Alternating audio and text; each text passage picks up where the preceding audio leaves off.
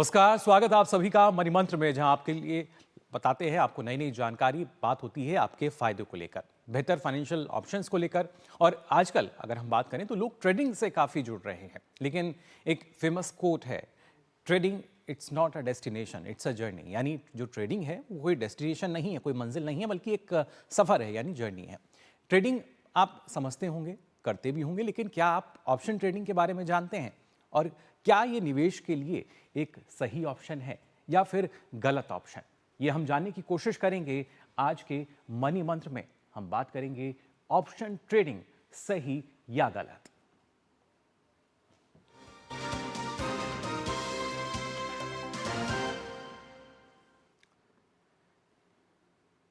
जी हाँ, option trading की जब बात की जाती है, ट्रेडिंग के बारे में हम सभी जानते हैं, लेकिन ऑप्शन ट्रेडिंग सही या गलत, ये एक बड़ा सवाल है। क्योंकि जब हम बात करते हैं ऑप्शन ट्रेडिंग को लेकर, यहाँ पर कहीं ना कहीं जोखिम जो है वो ज़्यादा हो जाता है, और उसी वजह से सवाल खड़ा होता है जो ऑप्शन ट्रेडिंग है वो सही है या गलत है।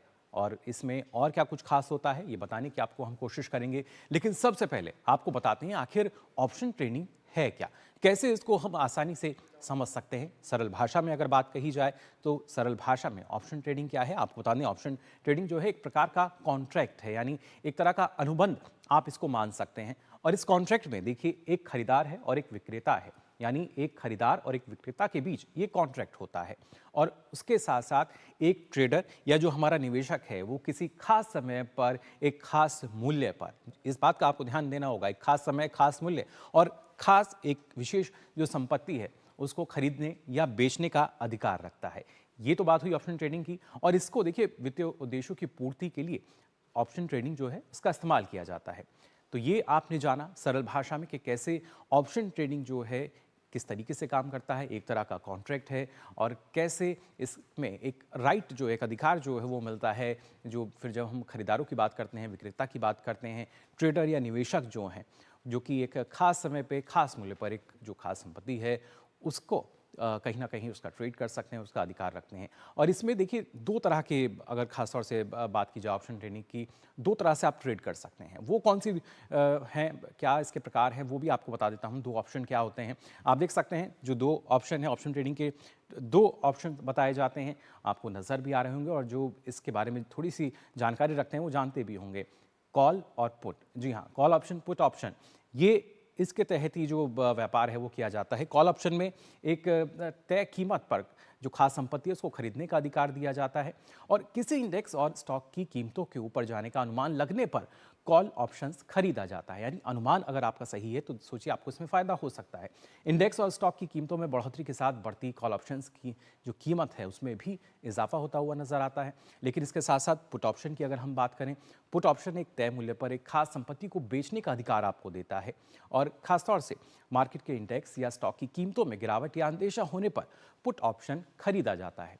यानी आपका अनुमान अगर ठीक है तो शायद सब ठीक है, लेकिन अनुमान अगर गड़बड़ हुआ तब सवाल खड़ा यही होता है कि ऑप्शन ट्रेडिंग सही या गलत।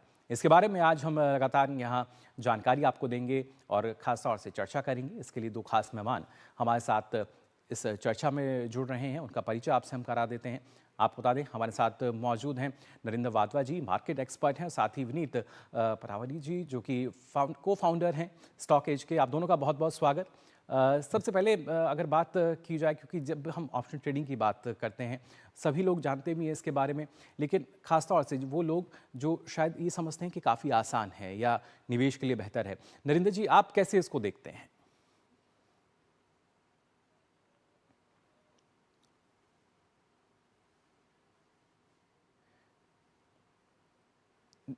नरेंद्र जी, आपको रोकना चाहूंगा, आपकी जो आवाज़ है वो फिलहाल हम तक नहीं पहुंच पा रही है। अच्छा, जी धन्यवाद। जी। हाँ, मेरे को आपके प्रोग्राम में आने के लिए आपने बहुत अच्छी तरह बताया ऑप्शंस का कैसे यूज होता है।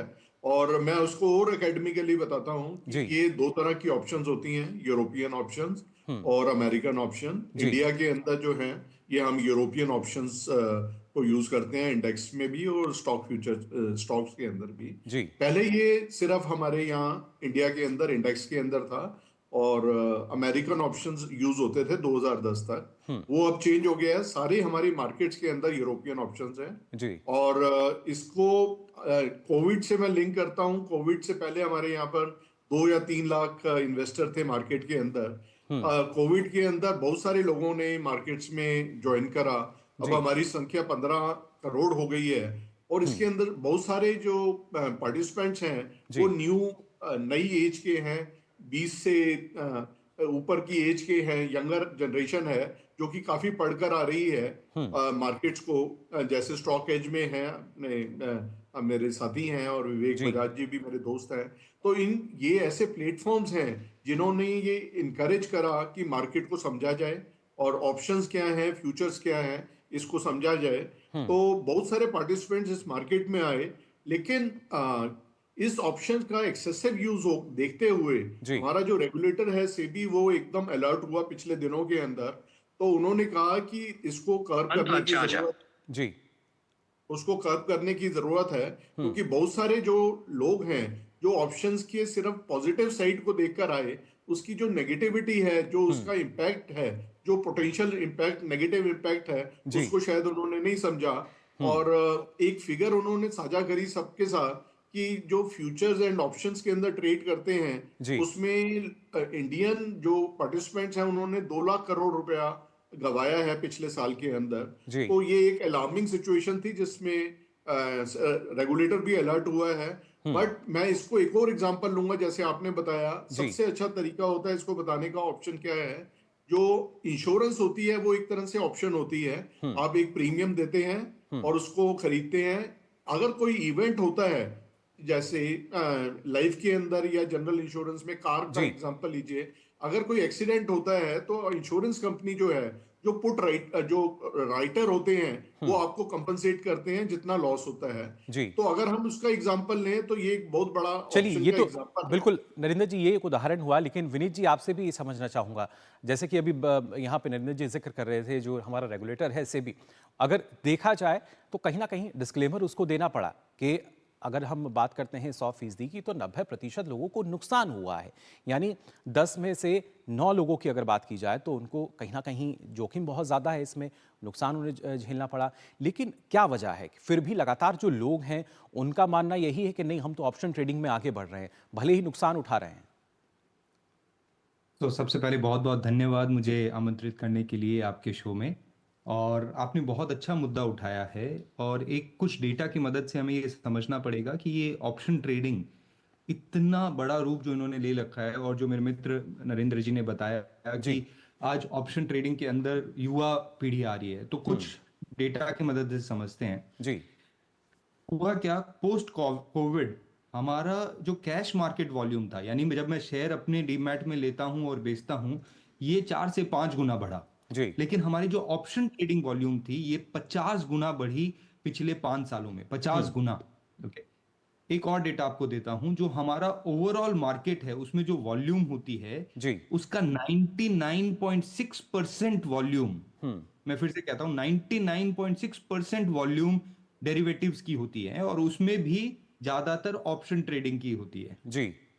तो हमारा कैश मार्केट से हमारा फ्यूचर ऑप्शन मार्केट मतलब आप अगर देखें तो 400 गुना बड़ा है, जी। 400 गुना बड़ा, राइट। और यही सारे डेवलप्ड मार्केट्स के अंदर में मैक्सिमम 30 से 40 टाइम्स होता है, जो हमारे यहाँ 400 टाइम्स हैं। जी। तो लोगों का रुझान कैश मार्केट से, जहां की निवेश किया जा सकता है। मैं एक और चीज कहूंगा कि निवेश शब्द का इस्तेमाल ऑप्शंस के साथ ना किया जाए, बिकॉज वहां निवेश कभी भी नहीं होता है, वो बिल्कुल। ट्रेडिंग के लिए है, या आपके निवेश को हेज यानी करने के लिए। विनीत जी, जैसा आप कह रहे हैं, नरेंद्र जी, अगर समझा जाए तो अगर हम इन्वेस्टमेंट के ऑप्शन की बात करते हैं तो ऑप्शन ट्रेडिंग कतई उसके ऑप्शन में नहीं रख सकते हम, विकल्प नहीं है निवेश का।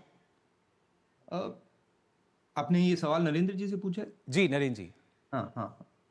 जी बिल्कुल, आपने ठीक बताया और विनीत जी ने भी ठीक बताया। ये या तो हेजिंग टूल है ऑप्शंस, या ये इन्वेस्टमेंट का कतई भी टूल नहीं है। और जब भी नया इन्वेस्टर जो मार्केट में आता है, उसको लगता है कि वो मार्केट में निवेश कर रहा है और वो ऑप्शन ट्रेडिंग करना शुरू करता है। जी। ये लेकिन बिल्कुल गलत मिथ है, इसको बिल्कुल तोड़ने की जरूरत है। और इन्वेस्ट ऑप्शन से आप कभी भी इन्वेस्टमेंट नहीं कर सकते। इन्वेस्टमेंट के लिए कैश मार्केट है जो कि आप लॉन्ग टर्म आप इन्वेस्ट कर सकते हैं और जी कैपिटल मार्केट का यूज कर सकते हैं। ऑप्शन कतई भी इन्वेस्टमेंट का टूल नहीं है। जी बिल्कुल। और खासतौर से विनीत जी, जैसा क्यों जो डेटा आपने दिया, क्योंकि हमारे देश में जो निवेशक है उनको यही लगता है कि कैसे कम समय में ज़्यादा मुनाफा हर कोई ले सकता है। क्या ये एक बड़ी वजह आपको लगती है कि इस वजह से ज़्यादा जो है हमें जो निवेश है वो देख सकते हैं हम ऑप्शन ट्रेडिंग में? अनडाउटेडली मैं आपको कुछ 3-4 रीजंस देता हूं। जो आपने सवाल पूछा कि क्यों ऑप्शन ट्रेडिंग के प्रति इतना रुझान बढ़ रहा है लोगों का, जी तो देखिए आपको उसके लिए समझना पड़ेगा कि हमारी एक नेचुरल प्रवृत्ति होती है कि थोड़े से पैसे लगा के अगर मुझे बहुत बड़ा लाभ हो जाए, तो आप देखें करोड़ों लोग लॉटरी खरीदते हैं। जी ऑप्शंस में जब लोग इन्वेस्ट करना स्टार्ट करते हैं, और वो भी जो नए निवेशक जिन्होंने अभी तक कैश मार्केट ना किया हो और फ्यूचर्स मार्केट में भी नहीं पार्टिसिपेट किया और सीधा ऑप्शंस में आ रहे हैं, जी तो इस पूरे बाजार को एक लॉटरी की तरह देख रहे हैं कि हम थोड़े से रुपए लगाएंगे और हमें एक बहुत बड़ा लाभ होगा। जी दूसरा कारण क्या होता है कि बड़े बड़े ख्वाब दिखाए जाते हैं। जब लॉटरी बेची जाती है तब आपको ख्वाब दिखाए जाते हैं, करोड़ों 100 करोड़ रुपए आपको जी मिल जाएंगे। उसी बिल्कुल तरीके से ऑप्शंस में ये ख्वाब जो इन्फ्लुएंसर्स हैं, जो जो एक पूरी कतार खड़ी हुई हमारे सामने जी और जिसके ऊपर सेबी ने भी शिकंजा कसने की कोशिश बिल्कुल, की है, नकेल कसी तो जा रही है। हाँ, उन जी पे नकेल कसी जा रही है। और वो एक बहुत बड़ा कारण था लोगों को ये सपना दिखाने के लिए जी कि ये संभव है, आप एक बहुत बड़ा लाभ एक छोटी सी रकम से निकाल सकते हैं। जबकि ये कतई सही नहीं है, क्योंकि जो चांसेस हैं, चाहे वो गैम्बलिंग हो चाहे वो लॉटरी हो, वो कभी भी आपके फेवर में नहीं होते। और उन चांसेस पे ट्रेड करके आप नहीं पैसे कमा सकते अगर आप एक फुल टाइम इन्वेस्टर या फुल टाइम ट्रेडर नहीं है ऑप्शंस के अंदर, और आपने सीख के समझ के अपने रिस्क को मैनेज करके जी और एक लिमिटेड एक्सपेक्टेशन के साथ काम कर रहे हैं, तब तो ठीक है। लेकिन लोगों की एक्सपेक्टेशन होती है आसमान छूने की ऑप्शंस में, और वो भी एक ही सप्ते में, जब वो पहली बार आते हैं तभी। तो जी ये संभव नहीं है सर। और इसी वजह से इतने सारे लोग ऑप्शंस में आए, लेकिन वो गलत कारण थे, और इसके वजह से उनको ये चोट पड़ी जो सर ने बताया। 2 जी लाख करोड़ रुपए खोए लोगों ने फ्यूचर एंड बिल्कुल। ऑप्शंस में। तो तो ये उसका ये देखिए किस तरीके से जब मुनाफे की उम्मीद हम लेकर चलते हैं, लेकिन वहां पे खामियाजा हमें भुगतना पड़ता है, नुकसान हमारा होता है। और ये एक बड़ी वजह रहती है कि हमारी कोई रणनीति, कोई स्ट्रेटेजी हमारी नहीं होती। हम देखते हैं एक दूसरे निवेशक को, उसने हमसे कहा कि ऑप्शन ट्रेडिंग जो है बेहतर हो सकती है, अच्छा मुनाफा मिल सकता है, और उसके पीछे ही हम देखते हैं लगातार ऐसी ही जो कतार है वो नजर आने लगती है। लेकिन लगातार सवाल यही उठता है, क्या ये सही है या पूरी तरीके से गलत है? क्योंकि इन्वेस्टमेंट के अलग अलग और माध्यम हैं, उन पर भी हमें ध्यान देना होगा। लगातार हमारी जो बातचीत है हमारे मेहमानों से जारी रहेगी, लेकिन हम फिलहाल यहाँ रुक रहे हैं छोटे से ब्रेक के लिए। एक ऐसा तबका जो रिटायरमेंट के बारे में आज भी बिल्कुल नहीं सोचता, वो है औरतें। औरतें कमा के भी वल्नरेबल हैं। सो एनपीएस एक इक्वालिटी ला रहा है, हम सब एक बराबर प्लेटफॉर्म पे हैं। अपने बेहतर कल को सुनिश्चित करने के लिए एनपीएस जरूरी है। नमस्ते, मेरा नाम रवि है। बहुत सालों से मैं अपना सीएनजी ऑटो चलाता हूँ और इससे मिलने वाले माइलेज से मैं खुश हूँ। नमस्ते, मैं राजेश हूँ। मैंने कुछ महीने पहले कंप्रेस्ड नेचुरल गैस पर स्विच किया है। सीएनजी कम कीमत पर अधिक फायदा देती है और ये आसानी से उपलब्ध है। सीएनजी एक प्रदूषण रहित ईंधन है। इसकी उच्च इग्निशन तापमान के लिए धन्यवाद। आज ही सीएनजी अपनाएं। जब धरती चीर कर निकलता है लोहे का पत्थर और मिलता है मोंगिया के जोश से, फिर तपता है, पिघलता है और बनता है फौलाद। अब होता है सरिया सारी खूबियों के साथ। मोंगिया स्टील, मजबूत देश का मजबूत सरिया। मुझे तगड़ा इंसेंटिव मिला है। क्या प्लान है? सोच रहा हूँ गवर्नमेंट सिक्योरिटीज में इन्वेस्ट करूं। बिल्कुल सही सोच रहे हैं आप। अब गवर्नमेंट सिक्योरिटीज में इन्वेस्ट करना आसान हो गया है। पर कैसे? आरबीआई रिटेल डायरेक्ट स्कीम में बिना ब्रोकर के आप इन्वेस्ट कर सकते हैं और आपको आपकी पूंजी पर मिलेंगे रिटर्न्स। आरबीआई पोर्टल पर जाइए, मुफ्त में अकाउंट खोलिए और अपने बैंक खाते से सीधे पैसे इन्वेस्ट कीजिए। सुरक्षित, आसान। रिटायरमेंट के बाद मैं भी यही इन्वेस्ट करूंगा। बहुत सही कह रहे हैं आप। आरबीआई कहता है जानकार बनिए, सतर्क रहिए। पैसा बचाना पैसा कमाने के बराबर है। अब मैं खुश हूँ कि मैं अपने पीएनजी स्टोव की वजह से हर महीने कुछ पैसे बचा सकती हूँ। जैसे ये 20 से 25% तक फ्यूल के उपयोग को कम कर देता है। मेरा पीएनजी स्टोव ISI मार्क के साथ 100% सुरक्षित भी है। इसके अलावा PNG फ्यूल के रूप में पूरी तरह से जलता है, जिससे इसे पर्यावरण के अनुकूल फ्यूल के नाम से जाना जाता है। तो PNG फ्यूल का उपयोग करें और मेरी तरह पैसे बचाएं।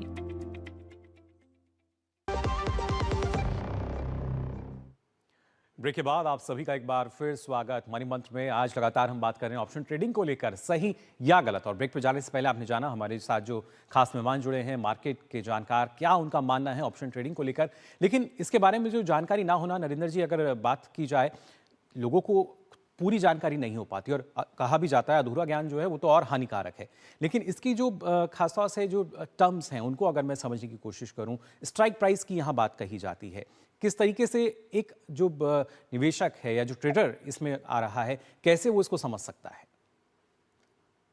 बिल्कुल, देखिए आपने बिल्कुल ठीक कहा। इसके अंदर कॉमन मिस्टेक्स जो हैं रिटेल जो पार्टिसिपेंट्स हैं वो करते हैं, और उसके अंदर टर्म्स को यूज करना, एडुकेट करना बहुत जरूरी है। जैसे आपने कहा स्ट्राइक प्राइस एक अंडरलाइन होती है। जैसे मैं अगर रिलायंस का शेयर लूं और अगर वो 1600 रुपए का शेयर है, अगर आप उसकी कॉल ऑप्शन खरीदते हैं, इसमें ऑप्शंस के प्राइसेस होते हैं, कॉल ऑप्शन और पुट ऑप्शन आपने पहले बताया था। एक 1600 रुपए का अगर हम बेंचमार्क मारें कि 1600 रुपए का रिलायंस है, अगर आप उसको खरीदना चाहते हैं और उसकी कॉल ऑप्शन का रेट 15 रुपए है, तो आप क्या कहना चाह रहे हैं कि अगर वो 1600 रुपए से मैंने 15 रुपए की ऑप्शन खरीदी है और जब उसकी एक्सपायरी आएगी तो मेरे पास ऑप्शन होगी, मेरे पास राइट होगा कि मैं 1600 रुपए के शेयर आपसे ले लूं। वो आपकी जो उसका सेलर होता है उसकी ऑब्लिगेशन है, जो बायर होता है उसका राइट होता है कि वो 1600 रुपए की स्ट्राइक जो है 1600 रुपए के रेट पे वो आपका रिलायंस आपको डिलीवरी करनी पड़ेगी और जिसने ऑप्शन खरीदी है उसको वो उसकी डिलीवरी मिल जाएगी। तो ये स्ट्राइक प्राइस जो होती है बहुत इंपॉर्टेंट होती है। अगेन एजुकेशन की आपने बात करी तो कई कॉमन ये तो स्ट्राइक प्राइस, लेकिन इसमें प्रीमियम की अगर विनीत जी बात की जाए, प्रीमियम को कैसे देख सकते हैं? क्या एक जो सामान्य रकम है उसको प्रीमियम इसमें हम मानते हैं? देखिए इसमें प्रीमियम की कैलकुलेशन होती है, उसके अंदर एक तो उसकी टाइम वैल्यू होती है कि वो इसकी एक्सपायरी कब है और क्या इंटरेस्ट रेट है मार्केट के अंदर। ये दो फैक्टर्स होते हैं जो कि उसको डिटरमिन करते हैं कि प्रीमियम कितना होगा। इसका एक सेट फार्मूला है जिसको पूरा वर्ल्ड मानता है कि ऑप्शन की प्राइसिंग कैसे होती है। और हमारे यहाँ पर जो क्योंकि लैक ऑफ एजुकेशन जैसे आपने भी बोला, तो उसमें टाइम डिके को कोई लोग समझते नहीं है कि जैसे जैसे टाइम बीतता जाता है ऑप्शन का उसका डिके होता रहता है और लोग ऑप्शंस खरीद के बैठ जाते हैं। वो सोचते हैं उनका राइट है, लेकिन उसकी टाइम डिके होती है और इन सारी चीजों को समझने की बहुत जरूरत है। जी बिल्कुल, और खासतौर से ना सिर्फ हम स्ट्राइक प्राइस की बात करें, प्रीमियम की बात की जाए, और यहाँ पे अगर देखा जाए तो खासतौर से ग्रीक्स जो है उसके बारे में विनीत जी मैं चाहूंगा आप अगर हमारे दर्शकों को जानकारी दे पाएं। ऑप्शन ग्रीक्स की अगर बात की जाती है, आखिर ये क्या टर्म है? देखिए अभी जैसा अपन बात कर रहे थे कि एजुकेशन की भारी कमी है, और खासकर ऑप्शन एक ऐसा सब्जेक्ट है जो फुल टाइम भी रिक्वायर करता है और आपको इसे समझना होगा। तो एक जैसे सर ने बताया टाइम डिके, तो पहला जो ऑप्शन है वो हो गया थीटा, सॉरी डेल्टा।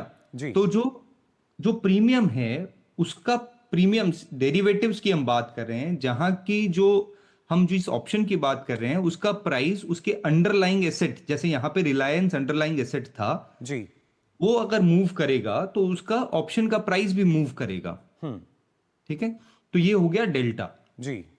तो कितना मूवमेंट होगा, अगर यहाँ 1% मूवमेंट हो रहा है तो वहां कितना मूवमेंट होगा, ये समझना जरूरी है जी। ये सेंसिटिविटी को मेजर कर रहा है डेल्टा। वैसे ही टाइम की सेंसिटिविटी, देखिए हर निवेश में जैसा कहा जाता है आप जितना समय लगाएंगे उतना अच्छा है जी। लेकिन ये ऑप्शंस में ठीक इसका उल्टा है। जैसे जैसे टाइम एक्सपायरी के पास आता है वैसे वैसे ऑप्शन की वैल्यू यानी प्रीमियम जो है वो कम होता जाता है जी। ठीक है, इसको कहते हैं टाइम डिके, जो सर ने अभी समझाया। और इसको मेजर करने के लिए जो वर्ड यूज होता है उसे कहते हैं थीटा जी। बिल्कुल, थीटा, डेल्टा और ऐसी अलग अलग टर्म हैं जिनको शायद हम बेहतर तरीके से समझ भी नहीं पाते। और इसी में जब हम टर्म्स की बात करें नरेंद्र जी, जो टाइम लिमिट है वो काफ़ी महत्वपूर्ण, और उसके साथ साथ मार्जिन की अगर बात की जाए वो कैसे हम समझ सकते हैं? देखिए ऑप्शंस का जो ट्रेड बड़ा है, एक और उसके अंदर फैक्टर है, दो चीजें इन्होंने कर दी, डेल्टा और एक वेगा बताना भूल गए, जो जी। वॉलेटिलिटी है मार्केट की, उसको हम वेगा से उसको ट्रीट शुरुआत कर करते सकते हैं, हैं। जैसे आप, हाँ जी, मेजर करते हैं। जी। तो ये 3 फैक्टर होते हैं जो मेन ग्रीक्स हैं, डेल्टा, वेगा एंड थीटा जी। और गामा, इन सबको देखना होता है, इस पे प्राइसिंग होती है। आपने कहा कि मार्जिन्स के अंदर, देखिए ऑप्शंस के अंदर ज्यादा ट्रेड होने की वजह ये है कि कॉस्ट ऑफ एंट्री जो है वो काफी कम है, मार्जिन्स उसमें काफी कम है। अगर आप ऑप्शन खरीदते हैं तो जो उसकी ऑप्शन का प्रीमियम है, सिर्फ जी। आपको वो पे करना होता है, और लोगों को लगता है कि वो सिर्फ ऑप्शन खरीद कर वो उससे अमीर हो जाएंगे, लेकिन उसके अंदर बाकी फैक्टर्स जो होते हैं वो भी प्ले कर रहे होते हैं, जिसकी वजह से मैंने बताया था टाइम डिके होता है, जी। प्रीमियम की वैल्यू जो है वो टाइम से कम होती रहती है। लेकिन ऑप्शंस के अंदर मार्जिन कम की वजह से इसके अंदर लोग पार्टिसिपेट ज्यादा करते हैं। जो मार्जिन है, अगर आप बेचते हैं किसी ऑप्शन को, जितना मार्जिन लगता है फ्यूचर्स के अंदर, तो वो मार्जिन लगना शुरू होता है। तो जी। अगर आप बायर हैं तो प्रीमियम अमाउंट, और अगर आप सेलर हैं तो उसका जो फ्यूचर का मार्जिन होता है वो इसके अंदर लगता है। जी। और इसकी वजह से लोग काफी पार्टिसिपेट करते हैं ऑप्शंस जी। के अंदर। बिल्कुल। और विनीत जी, अगर देखा जाए, क्योंकि लगातार जिस तरीके से एक राशि जो है उसको हम बढ़ाते रहते हैं, हमें लगता है शायद और मुनाफा हमें हो, लेकिन क्या इसमें हमारा जो हमारा स्टॉक है उस पर किसी तरह का लॉक प्राइस की अगर बात की जाए, किसी तरह का एक जो सीमा है वो हम निर्धारित कर सकते हैं? देखिए, ऑप्शन ट्रेडिंग कतई आपको बिना स्टॉप लॉस के नहीं करनी चाहिए, ठीक है। और ये स्टॉप लॉस आपके लॉसेस को रिस्ट्रिक्ट करते हैं, जी। बट जो साइकोलॉजी है ये हमें ये करने नहीं देती, क्योंकि हमारे इमोशंस हम कंट्रोल नहीं कर पाते। जी। देखिए, जो कहा जाता है ना कि आपको पढ़ लिख के फुल टाइम समझदारी के साथ ट्रेड करना चाहिए, उसमें सबसे बड़ा रोल है अपनी साइकोलॉजी का, अपने बिहेवियर का। जी। लेकिन लोग इसको इतना महत्व देते नहीं है। ये कहना आसान है कि स्टॉप लॉस काट लेना चाहिए, आपकी जो कैपिटल लगी हुई है उससे 5% नीचे आ रही है, या जो भी आपका एक सेट सिस्टम है उसके हिसाब से स्टॉप लॉस काट लें। जी। लेकिन ऐसा कर नहीं पाते, क्योंकि लोगों को लगता है ये घूम जाएगा यहां से, ठीक है। और जी। जब खुद पे कोई चीज आती है ना, इसको ओनरशिप बायस कहते हैं, कि जब मैं ट्रेड कर रहा हूं तो मुझे लगता है ये मेरे फेवर में होगा, जब मैं लॉटरी टिकट खरीदता हूं तो मुझे लगता है मैं ही जीतूंगा, जी। ठीक है। इस वजह से लोग सौदा काटते नहीं हैं, और उसके वजह से उनको नुकसान होता है, पहली चीज। दूसरी चीज, अगर आप ओवरनाइट पोजीशन लेके जा रहे हैं, यानी आज आपने कोई ट्रेड किया और आप मुझे आज ही स्क्वायर ऑफ नहीं करके कल लेके जा रहे हैं, तो आपके चांसेस, उस अगर कोई प्रॉफिटेबल ट्रेड है तो चांसेस कि वो कल लॉस में हो जाएगी ये बहुत हाई होते हैं, क्योंकि आपकी गैप डाउन ओपनिंग हो सकती है, आपका टाइम थीटा डिके भी हो रहा है जो अभी हमने बात की। जी। तो हमें ये समझना होगा कि ऑप्शंस, ज्यादातर लोग बायर हैं क्योंकि वहां कॉस्ट कम लगता है, और बायर के अगेंस्ट में पूरा का पूरा हाउस है, ऐसा समझ लें, ठीक है। मैं ये नहीं कह रहा कि सेलर के फेवर में है। एक बहुत अच्छी कहावत है, मैं आपको बताऊंगा कि मैंने एक बार राकेश झुंझुनवाला जी के मुंह से ये बात सुनी थी जी। कि लगाने वाले की जेब खाली, यानी कि जो ऑप्शन बायर है वो लगाने वाले हैं, लगाने वाले की जेब खाली और खाने वाले की तिजोरी खाली। जी। यानी कि जो सेलर हैं वो रोज थोड़ा पैसा कमा सकते हैं, क्योंकि सेलिंग साइड में पैसा बन सकता है, प्रोबेबिलिटी ज्यादा होती है। लेकिन किसी एक दिन जब गैप अप होगा या गैप डाउन होगा और आपकी पोजीशन उसके अगेंस्ट में है, तो आपके जितने पैसे आपने कमाए हैं रोज थोड़े थोड़े थोड़े थोड़े, वो एक ही बार में जाने की भारी आशंका रहती है। यानी एक ही झटके में आपका जो मुनाफा है वो नुकसान में बदल सकता है। नरेंद्र जी, आप किस तरीके से इसको देखते हैं कि खासतौर से बिना जाने बस हम अपनी जो रकम है, जमा पूंजी है, उसको लगा देते हैं, कोई रणनीति नहीं होती, और उसके बाद जो खामियाजा है वो भुगतना पड़ता है। लेकिन सवाल आखिर में वही निकल कर आता है, ऑप्शन ट्रेडिंग सही या गलत? देखिए, रेगुलेटर हमारा इसी बात के ऊपर काफी एक्टिव हुआ है और अलर्ट हुआ है पीछे जी कि वो भी चाह रहे हैं कि जो F&O के अंदर ट्रेड करे। मैं वेरियस कमेटीज में हूँ सेबी की, तो वहां पर यही चर्चा हो रही है कि एक मैंडेटरी सर्टिफिकेशन किया जाए अगर किसी ने ऑप्शन ट्रेड करना है या फ्यूचर ट्रेड करना है, जी। जिसकी तरफ हम अग्रसर हैं, और बड़ी जल्दी हमारे को कुछ ना कुछ ऐसा आएगा, डिक्टेट आएगी, या हमारे को सर्टिफिकेशन की जरूरत होगी। दूसरा, हम जो अवेयरनेस कर रहे हैं आपके प्रोग्राम के थ्रू या वेरियस जो इन्वेस्टर प्रोग्राम होते हैं, उसमें यही सिखाया जाता है कि जो ऑप्शन की ट्रेडिंग है, बिना पढ़े अगर आप आएंगे तो एक और, जैसे विनीत जी ने कहा, जी। एक और चीज आई थी जो कि बिल्कुल, वॉरेन बिना बफे ने- जानकारी के कुछ भी करना कहीं ना कहीं नुकसानदायक हो सकता है और ऑप्शन ट्रेडिंग भी उन्हीं में से एक है। आगे भी हम कोशिश करेंगे इस पर लगातार अपने दर्शकों को जानकारी दें। फिलहाल नरेंद्र जी और विनीत जी, आप दोनों का बहुत बहुत शुक्रिया हमारे साथ जुड़ने के लिए।